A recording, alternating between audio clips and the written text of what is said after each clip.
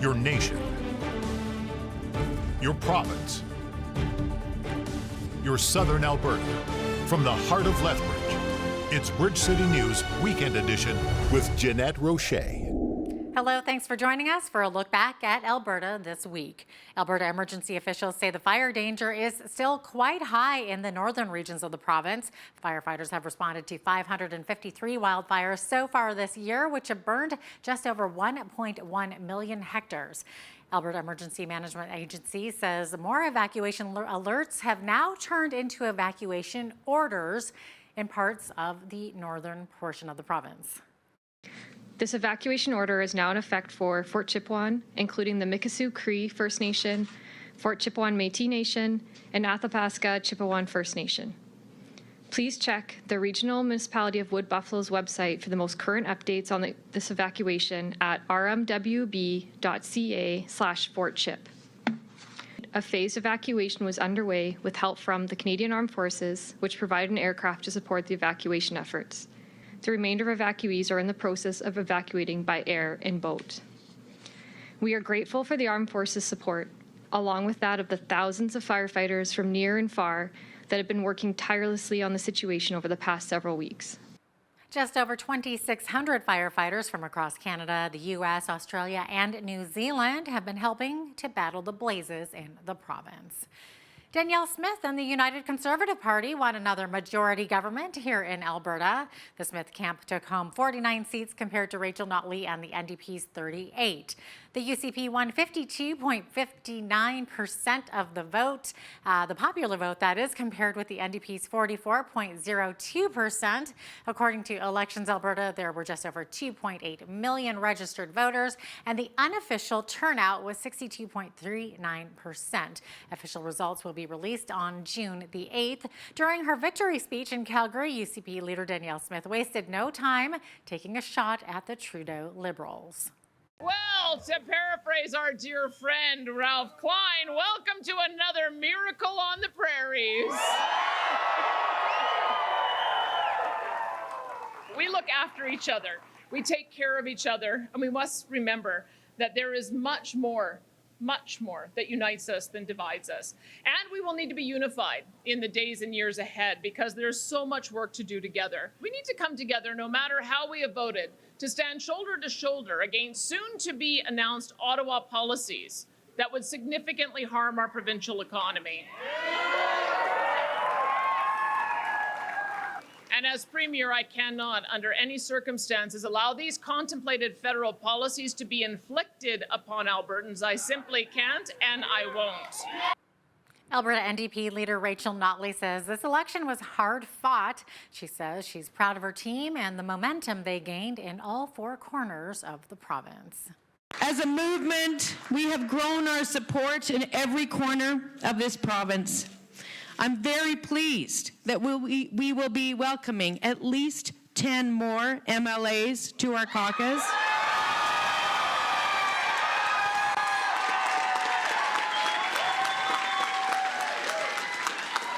Who will form part of the largest official opposition this province has ever seen in its history.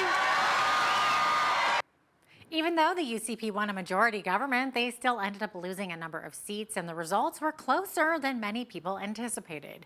Most notably, three former cabinet ministers, Jason Copping, Casey Madu, and Tyler Shandro, all lost their seats to the NDP. Shandro, along with another UCP candidate, lost by less than 50 votes. Whitney Isaac of Calgary Glenmore lost her seat by 30 votes, while Tyler Shandro lost his seat by a very narrow 7-vote margin in the riding of Calgary-Acadia. According to Robin Bell of Elections Alberta, this means there will be an automatic recount of votes for each of those ridings. Between now and June 8th, we will conduct the recount of any of those electoral divisions where it was less than 100 ballots. So I can confirm that was Calgary-Acadia and Calgary-Glenmore. And now there were some that were close, but just not close by that standard.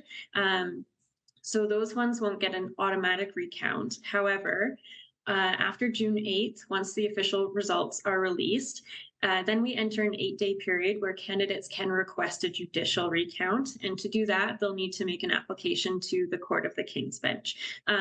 So there will still be an opportunity to do that. They'll just have to wait until after June 8th.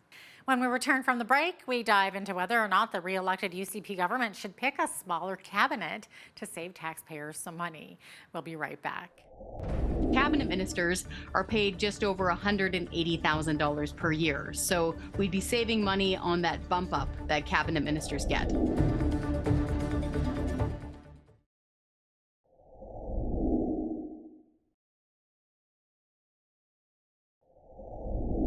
Welcome back. The Canadian Taxpayers Federation is calling on Alberta Premier Danielle Smith to pick a smaller cabinet to save taxpayers some money. The UCP, which won a majority on Monday, currently has 25 cabinet ministers. The CTF notes that in 1992, Premier Ralph Klein reduced his cabinet from 26 to 17 ministers. Alberta cabinet ministers are paid just over $181,000 per year. Chris Sims is the Alberta director of the CTF, and she joined Hal Roberts to discuss. Chris, you say that cutting cabinet will make it more efficient? Well, it reduces the number of people who have to pass paper around because there's fewer hands on deck, but they're able to still accomplish their goals. Keep in mind, these folks have big staff, and they also have folks in the bureaucracy who can help them as deputy ministers and assistants. So we want to see more efficiency in government. Also, it reduces the costs because, of course, cabinet ministers are paid just over $180,000 per year. So we'd be saving money on that bump up that cabinet ministers get. Now, when Rachel Notley was premier, the NDP actually had a smaller cabinet than what the UCP currently has? Yeah, we found that very interesting. So when former NDP Premier Rachel Notley was voted out of office in 2019, she actually had a cabinet of 22 people. So at resolution, when they actually had to have the election this time around, their cabinet was 25 people. So we're calling on the UCP and Premier Danielle Smith to take a long, hard look at that and shrink the size of cabinet. You know, folks here in Alberta, Hal, we're frugal-minded and we're hardworking. We want to see those values reflected in the size of cabinet. Thanks so much, Chris. That was Chris Sims, Alberta Director of the Canadian Taxpayers Federation, joining us from Lethbridge. By the way, the UCP won a slim majority on Monday night by taking 49 seats, while the NDP won 38. Alberta Teachers Association's president, Jason Schilling, says he's looking forward to working with his new government following Monday night's election. Schilling says the hope is that there will be a collaborative effort to work towards some of the issues and concerns teachers have. He says there's a lot of work that still needs to be done. We're looking to address class sizes. We're looking to address the complexity of needs that our students are coming into our classrooms, not only learning needs, but also social emotional needs. Counselors, psychologists, therapists to work with our students. There's a lot of support that is needed for our students, especially after the pandemic. There are still a lot of concerns around curriculum, the resources for that, the implementation of the curriculum, and then looking at the funding model that has been affecting larger jurisdictions that are seeing an increasing number of students, and smaller ones we're creating a have-not situation with funding in our province. And we need to find a way to make sure that every student is seen as an investment in this province. Schilling says he's spoken with Premier Smith in the past on these issues and hopes relationship building is a priority for the next education minister. Meanwhile, another big question is how will Premier Smith's relationship be with Ottawa going forward? I caught up with federal political columnist Brian Lilly, who says it could be a bit bumpy. Brian, what do you think the relationship will be like between the newly re-elected Smith government in Edmonton and the Trudeau government in Ottawa? It's going to be rocky, but, if the two leaders are smart, won't be unworkable. And what I mean by that is, we heard Danielle Smith in her victory speech take a shot at Justin Trudeau right off the top. We're going to stand here against Ottawa interfering in Alberta's livelihood. And, okay, so that's expected. And we can expect that Justin Trudeau is going to take shots. And you'll hear Liberals out of Ottawa sniping about how she's got a reduced mandate. I mean, ignoring the fact that Justin Trudeau is running a minority government after losing seats in the last two elections and having the smallest plurality of votes. Or he doesn't even have the plurality of votes. He lost the popular vote, and he's got the smallest percentage of the popular vote to form government in Canadian history. They're still going to snipe that, well, Smith has a reduced mandate, which is true, but she's still doing better than Justin Trudeau. But on the working together side, there are certain things that we've already seen that they will work together on. The $10 a day childcare program, that's something that parents want, or a good number of parents want, and the program's there. Danielle Smith is going to continue to work on that to try and make lives better for working moms and dads in Alberta. We saw before the election was called that she was willing and ready to jump on the new healthcare deal and say, yeah, I'll be a part of that. Why would she do that? Because who wants to go into an election saying, oh no, I'm against taking federal money? To see that entire interview with the very colorful Brian Lilly, be sure to check out Bridge City News' YouTube channel. We do need to take a quick break, but we'll be back with more post-election analysis. Don't go away.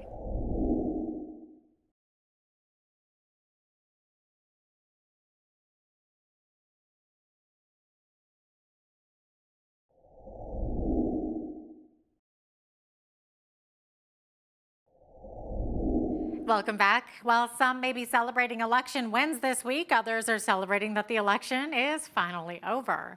What a month it's been, and now that the dust has settled and the mudslinging has subsided, the parties will be getting down to work. Earlier this week, Hal Roberts spoke with Tyler Dawson about the surprises and the new look of the legislature. Here is a look at part of that interview. As you heard on Bridge City News, Danielle Smith and the UCP won another majority, but ended up losing some seats in the process.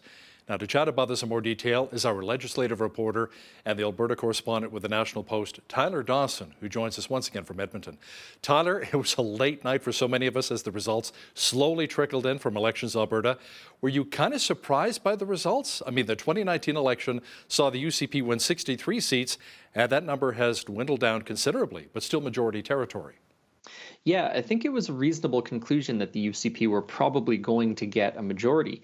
But the surprise, I think, was just how slim that majority is. Now, they have 49 seats, the NDP has 38 seats. So that's an 11-seat spread. But what kind of matters here is that 44 seats is the majority.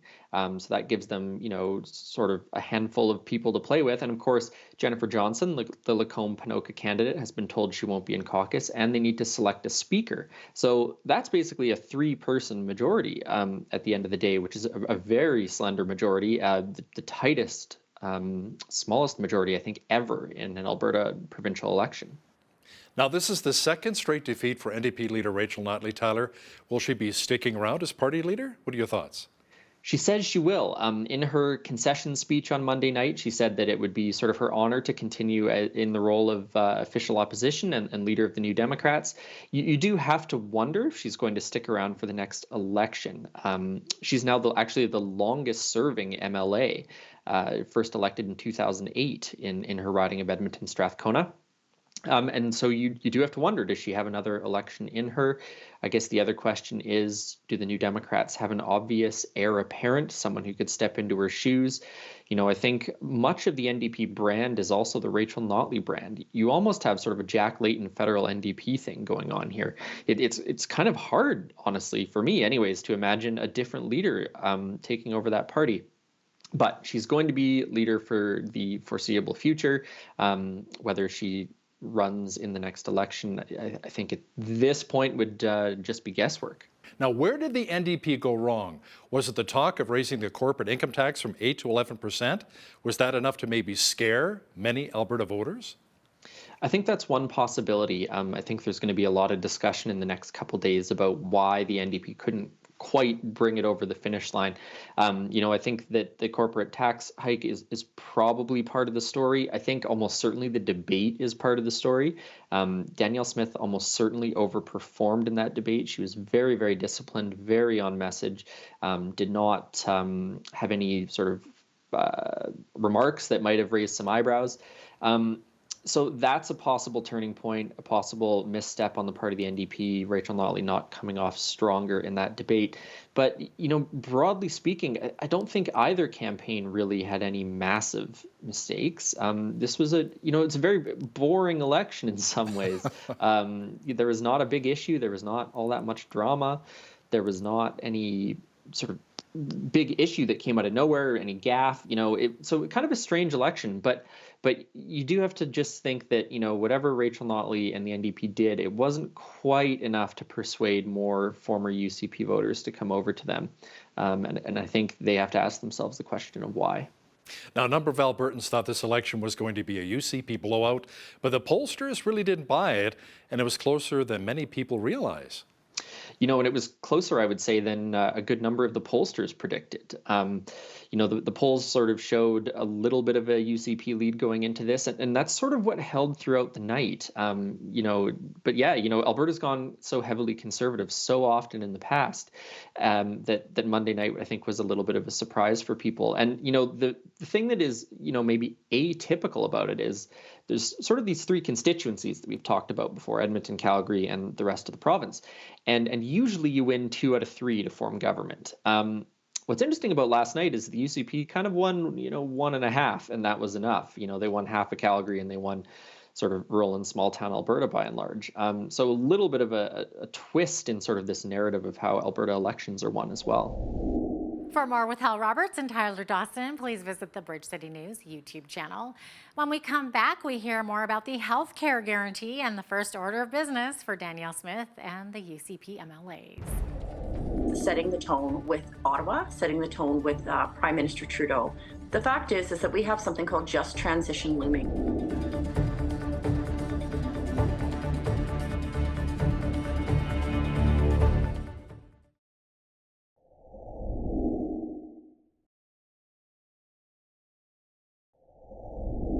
Welcome back. Alberta Proud is a group of passionate Albertans who are quite vocal about many issues impacting the province. They now have around 250,000 followers on Facebook. The group is led by Lindsay Wilson. She's a social media influencer and conservative commentator who has some interesting insight into the recent Alberta election. She shares her thoughts with Hal Roberts.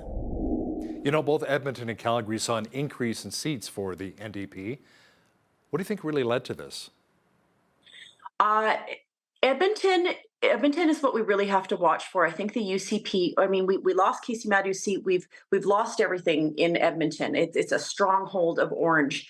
And I'm concerned that this is going to pit us versus them, or a rural versus urban, because there's a bit of a mix in Calgary. Certainly the NDP picked up some seats there, but they couldn't flip some really key ridings, which, they were hoping to do in order to be victorious that evening. But we've got a real problem when we know that there's kind of more of a left-leaning inside Edmonton. It's the capital, a lot of public sector jobs and that sort of thing. So I think the UCP has their work cut out for them. What can they do to bridge that gap? What can they do to appeal to these people and to find that soft middle ground, I guess, with the public sector unions and to champion Edmonton? UCP leader Danielle Smith focused a lot on the economy and taxes, and the NDP and Rachel Notley talked a lot about healthcare and education. Do you think maybe the UCP did enough to convince Albertans that they are the party of choice when it comes to healthcare and education? I think that is a work in progress. And I think when it comes to trust, I still think Albertans overall have more trust in Rachel Notley and the NDP when it comes to healthcare. But I think what really happened there and what really backfired is, and I know this just from talking to a ton of Alberta Proud people, a lot of people would come up to me and say, Lindsay, Danielle's going to make me pay for a doctor. It's a really, it was really negative attack campaigning, certainly. But what they did is they took a soundbite based on things that Premier Smith said before in her time when she was a radio talk show host for 6 years. She's been involved in the energy sector. She's been around politics for a really long time, of course. And as a champion for private sector, she's, of course, pontificated and tossed around different ideas based on the intention of how do we make, AHS is one of the most bloated bureaucracies out there. I think a 5-to-1 manager ratio capital. We have, we've had some major spending problems there. And reining that in is really key. We can't just throw money at things to fix it. And so in previous years, Danielle Smith has come out talking about a semi-private system that seems to scare Canadians a lot. I mean, we really do already have a two-tiered system. And she came out with her healthcare guarantee. Premier Smith came out with that healthcare guarantee. I think that was about a month ago, and said, no Albertan will ever have to pay out of pocket for a doctor. So the thing is it started to come to people that, oh, it's a lie. The NDP really largely campaigned on one big lie. Now, I'm not saying Danielle Smith has never talked about some form of private health care. That's not to abolish the public system, of course, but it was a lie that they came out with, and they championed that. What do you think will be the first order of business for the newly elected UCP? I think that Premier Smith alluded to that very clearly in her victory speech, which was setting the tone with Ottawa, setting the tone with Prime Minister Trudeau. The fact is that we have something called just transition looming. It's actually something right out of the Rachel Notley NDP playbook circa 2015, where they actually use the term just transition. So the federal government thinks at this time that it's a great idea to just transition our best in the world energy, our high-paying oil and gas jobs for, quote, green energy jobs, whatever that means. I guess it means installing solar panels or something. And that is a huge, huge risk. So I think that Premier Smith is going to get tough. I think we're going to see a lot of united front with her and Premier Scott Moe. Interesting point. Premier Scott Moe is, I think, the second most popular premier in the country right now. And he's getting praise for the Saskatchewan First Act and, putting Saskatchewan in charge of their resources, putting Saskatchewan first over Ottawa. He's getting praised for the same things that Premier Smith has been heavily, heavily criticized for. So I think people don't need to be scared of the Sovereignty Act. They don't need to be afraid of these things. It's just about putting Alberta first. Enough is enough. The Trudeau government continues to show us that they don't care about us, that they think our best in the world energy is in fact bad. And I think that that's going to be the first order of business, is moving forward on some of those fronts. I'm really excited to see what's going to come out of this and kind of having that united Western front. There's more from Lindsay Wilson on our YouTube channel. And if you're watching on YouTube, don't forget to hit that like button and subscribe for the latest from Bridge City News. After the break, an Alberta town that's been dry for a century could get a bit damper in the future. We'll tell you more about it after the break.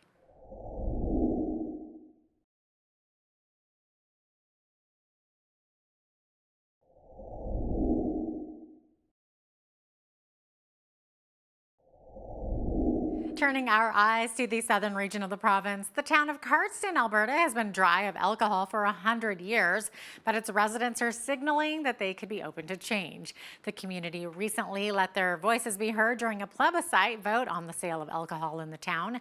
A total of 925 people voted, with 53% saying yes and 47% voting no. If a bylaw is passed, it would mean liquor would be allowed in restaurants and recreational facilities.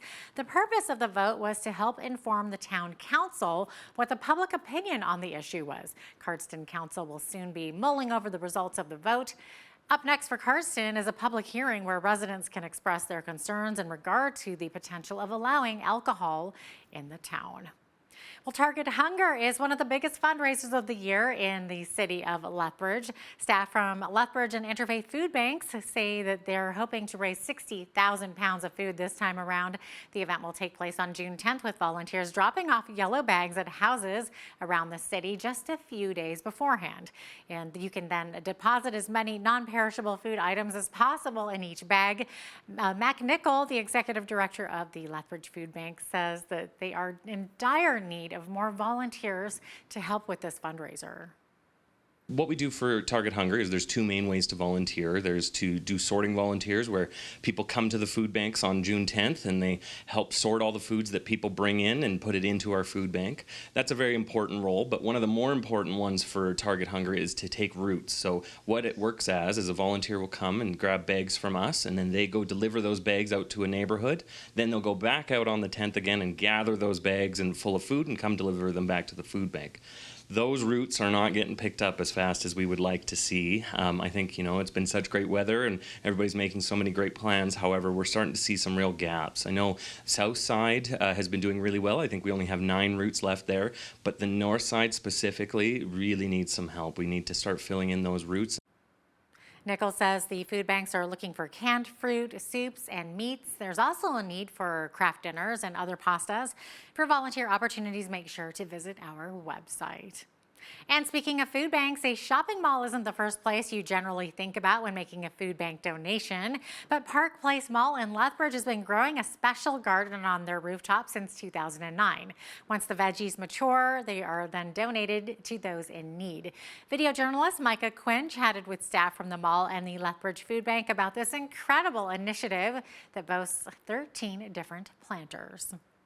We donate on average about 80 pounds of vegetables, fresh vegetables per year combined to both food banks. Nestled in a small corner on the rooftop of Park Place Mall is a unique garden that has been in place for 14 years now. Staff from the organization explained to us what kind of veggies are being grown here on the rooftop. Tomato has been a staple at our garden since the beginning.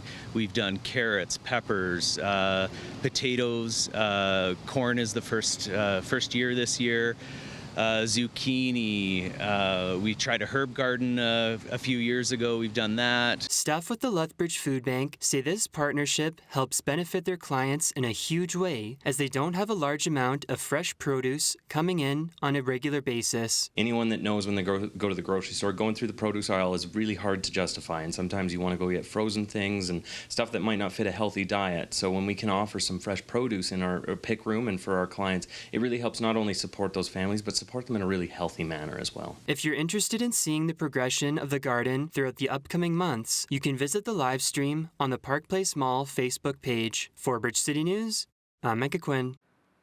Construction on a new play space at the Galt Gardens in downtown Lethbridge is set to begin next week. The project received a $375,000 grant from the federal government. Staff with the City of Lethbridge broke down the budget costs for this upcoming initiative. The play space itself is over 50% funded by that grant that we were able to obtain, the $375,000. And then council approved an additional $125,000 from our capital improvement program to help offset the additional costs in order to build the play space. And then we've also added in some additional funding for public realm improvements around the space. So that'll include some seating, additional lighting, kind of a walking area, just to kind of tie it into the existing features in Galt Gardens here. Fencing will be set up in early June, and the play space will be located adjacent to the Rotary Centennial Fountain in the southeast corner of Galt Gardens. The park is tentatively scheduled to open by mid-September. After the break, we take a dive into Alberta's wild and natural areas, and what better time too with the warm weather upon us. We'll be right back.